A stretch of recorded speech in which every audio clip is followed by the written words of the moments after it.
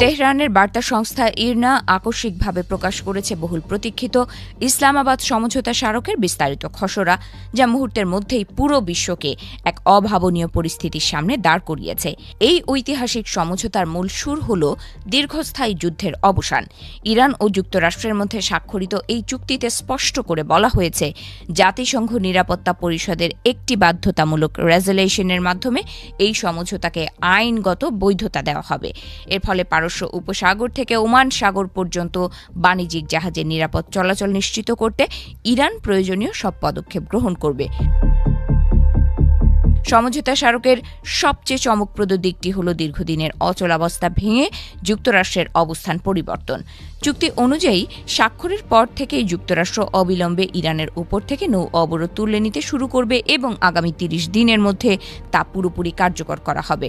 একই সঙ্গে ওয়াশিংটন প্রতিশ্রুতি দিয়েছে, চূড়ান্ত চুক্তির কাঠামোর আওতায় নির্দিষ্ট সময়সূচি মেনে ইরানের ওপর আরোপিত সব ধরনের নিষেধাজ্ঞা ধাপে ধাপে প্রত্যাহার করা হবে। এছাড়া হরমুজ প্রণালীতে ভবিষ্যৎ ব্যবস্থাপনা ও সামুদ্রিক পরিষেবা নিয়ে ওমানের সুলতানাতের সাথে ইরান সরাসরি আলোচনার টেবিলে বসবে বলে স্থির হয়েছে।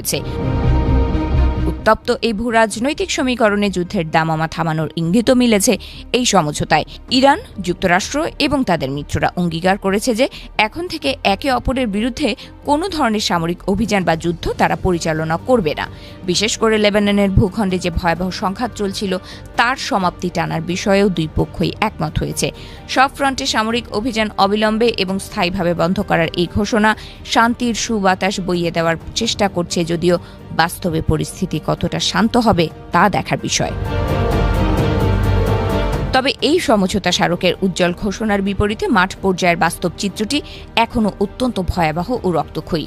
সব পক্ষ যখন যুদ্ধবিরতির অঙ্গীকার করছে, ঠিক তখনই দক্ষিণ লেবানন থেকে ভেসে আসছে গোলাগুলির তীব্র শব্দ।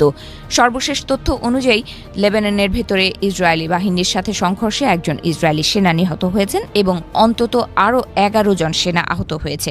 এদের মধ্যে কয়েকজনের অবস্থা এতটাই আশঙ্কাজনক যে তাদের বেঁচে থাকা নিয়ে সংশয় প্রকাশ করেছে খোদ ইসরায়েলি গণমাধ্যম। দক্ষিণ লেবাননের সীমান্ত এলাকায় গত কয়েক ঘণ্টার ঘটনা প্রবাহ যেন এক ভয়াবহ যুদ্ধের চিত্র তুলে ধরছে।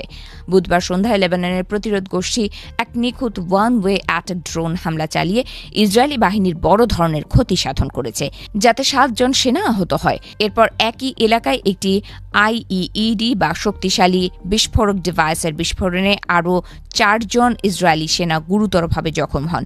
এই ঘটনাগুলো স্পষ্ট করে দিচ্ছে যে কাগজে কলমে শান্তি চুক্তির প্রক্রিয়া শুরু হলেও সীমান্তের মাটিতে এখনও বারুদের গন্ধ তীব্র। ইসরায়েলের স্বাস্থ্য মন্ত্রণালয়ের প্রকাশিত পরিসংখ্যান এক করুণ বাস্তবতার দিকে আঙুল তুলছে। গত 28 ফেব্রুয়ারি অপারেশন রোয়ারিং লায়ন নামে যে সামরিক আগ্রাসন শুরু হয়েছিল, তাতে এখন পর্যন্ত মোট 9,230 জন সেনা আহত হওয়ার কথা স্বীকার করেছে তারা। সোমবারের পর আরও 21 জন নতুন করে হাসপাতালে ভর্তি হয়েছে। উত্তরের ফ্রন্টে ইরান ও লেবাননের সাথে তথাকথিত অস্ত্রবিরতি কার্যকর হওয়ার পরও সেখান থেকে আহতের যে পরিসংখ্যান উঠে আসছে তা নিয়ে বড় ধরনের প্রশ্ন থেকেই যাচ্ছে। যুদ্ধের ময়দানে লেবাননের প্রতিরোধ গোষ্ঠীর কৌশলগত অবস্থান এখন অনেকটা স্পষ্ট। শনিবার তারা নিজেরাই ঘোষণা করেছে যে ইসরায়েলি বাহিনী যখন দক্ষিণ লেবাননের বিভিন্ন এলাকায় অনুপ্রবেশের ব্যর্থ চেষ্টা করছিল, তখন তাদের যোদ্ধারা রুখে দাঁড়িয়েছিলেন। টাইর ডিস্ট্রিক্টের মজদাল জোন শহরে ইসরায়েলি বাহিনীর অগ্রাভিযান লক্ষ্য করে প্রতিরোধ যোদ্ধারা যে অ্যাম্বিউশ বা অতর্কিত হামলা চালিয়েছিলেন তা ছিল প্রচণ্ড শক্তিশালী। দীর্ঘ 2 ঘণ্টা ধরে চলা এই লড়াইয়ে হালকা ও মাঝারি অস্ত্র থেকে শুরু করে রকেট চালিত গোলাবারুদ ব্যবহার করা হয়েছে, যা ইসরায়েলি সামরিক যানগুলোকে ধ্বংসস্তূপে পরিণত করে।